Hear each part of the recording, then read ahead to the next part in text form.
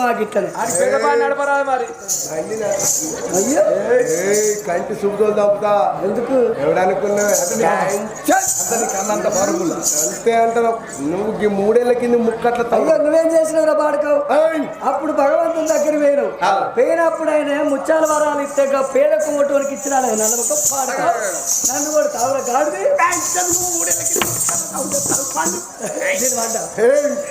నిన్ను ఈరు మారు చంపుతాను తప్పు చెల్లు సరే మనం నువ్వు చేసింది తప్పే నేను చేసింది తప్పే తప్పుకు తప్పు చెల్లు అయిపోయింది ఇక మనం భార్య భర్తలం కాబట్టి కలిసిమెలిసి ఉండాలి నాదా ప్రాణేశ్వరయ్య మనం భార్య భర్తలు కలిసిమెలిసి ఉందాము అగో ఇప్పుడే నేను ఆ పళ్ళ గంపలెత్తుకొని ఊళ్ళ పంటి పల్లెల పంటి అన్ను అమ్ముకొని అత్తనన్నది పాయిరాల పాపమ్మ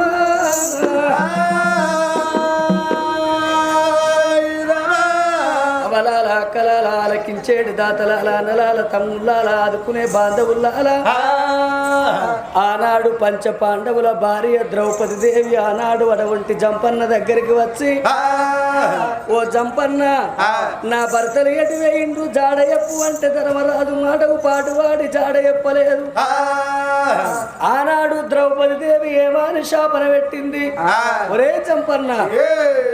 నేనెట్లా చెట్టు తిరుక్కుంటే ఏడుచుకుంటా పోతున్నాను రానున్న లోకం లోపల ఓ జంపన్న అటువంటి నీయో మీరేమో అడవిలో 7 వాళ్ళ చెట్లల్ల గుట్టలల్లా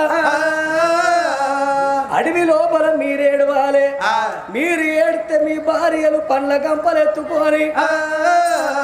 ఊళ్ళ పొంటి పల్లెల పొంటి పాత గోడల పొంటి ఉల్లో ఉల్లో ఉల్లో ఉల్లో పన్నుల్లో అని అవి అమ్ముకుంటా పోవాలే కష్టం లేదు ఏడుపు కావాలరా